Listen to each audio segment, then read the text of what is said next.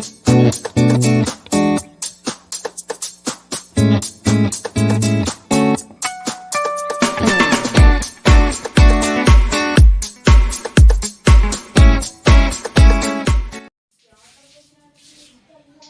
दोस्तों, स्वागत है आपके अपने प्यारे YouTube चैनल ट्रिपल एस ज्ञान में। आप अपने इस चैनल को like, subscribe, share and comment करना ना भूलें। आज हम लोग पढ़ेंगे सेल के बारे में। सेल होता क्या है, सेल किस तरीके से बना है, हमारे शरीर का निर्माण होने में क्या क्या भूमिका अदा किया है, उस पर आज हम लोग डिस्कस करेंगे। सेल की अगर बात किया जाए तो सेल हमारे शरीर की रचनात्मक एवं क्रियात्मक इकाई है। A cell is a functional and structural unit of body. Structural and functional का मतलब क्या है कि कहीं ना कहीं हमारे शरीर की अगर बात किया जाए तो हमारे शरीर को कई छोटी छोटी कोशिकाओं से मिलकर बना है, और वही कई छोटी छोटी कोशिकाओं हर एक काम को करने में महत्वपूर्ण अदा करती है।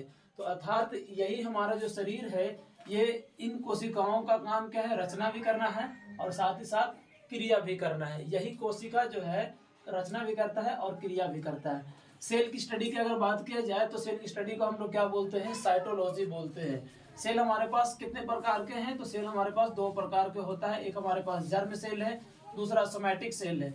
जर्म सेल को ही हम लोग क्या बोलते हैं, रिप्रोडक्टिव सेल बोलते हैं, और इसी को हम लोग क्या बोलते हैं, सेक्स सेल भी बोलते हैं, अर्थात जनन कोशिका भी इसी को बोलते हैं। सोमैटिक सेल को बॉडी सेल भी बोलते हैं या कायी कोशिका बोलते हैं। ये हमारे शरीर के निर्माण में महत्वपूर्ण अदा करता है।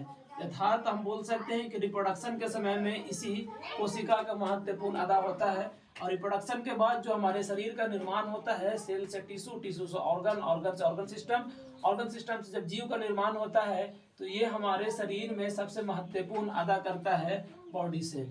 ठीक, अगर हम लोग बात करेंगे सेक्स सेल हमारे पास कितने प्रकार के हैं, तो सेक्स सेल हमारे पास दो प्रकार का होता है, स्पर्म और दूसरा अंडाणु की अगर बात करते हैं। स्पर्म को शुक्राणु जो हमारे मेल बॉडी में पाया जाता है। ओवम की अगर हम लोग बात करेंगे तो ओवम फीमेल बॉडी में पाया जाता है। अर्थात कहीं ना कहीं अगर मेल और फीमेल एक दूसरे से निषेचित करने के बाद, इधर से अगर हम लोग बात कर लेते हैं कि हमारे पास मेल का सिंबल है, और इधर से अगर हम बात करते हैं कि हमारे पास फीमेल का सिंबल है, ये दोनों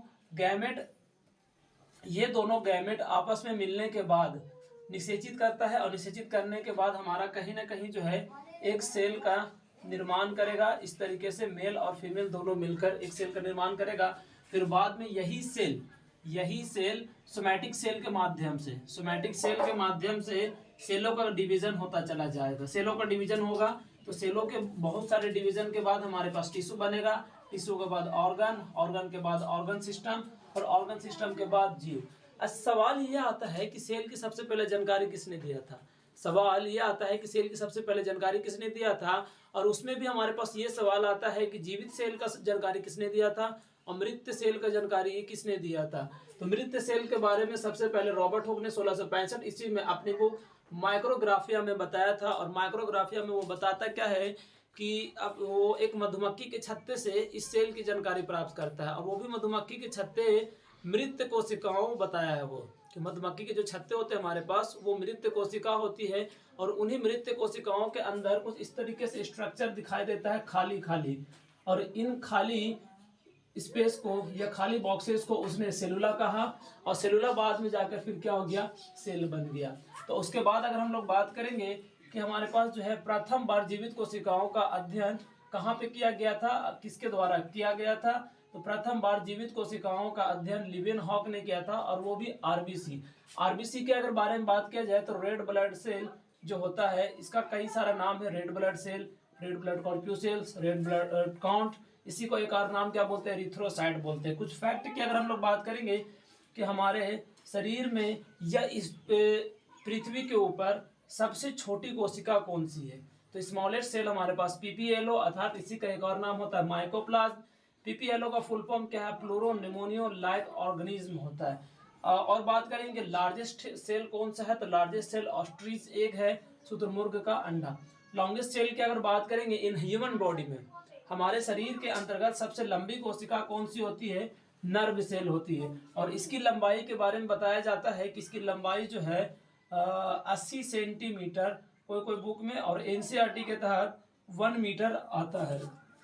थैंक यू। आप अपने इस चैनल को लाइक, सब्सक्राइब एंड शेयर करना ना भूलें और कमेंट अवश्य करें।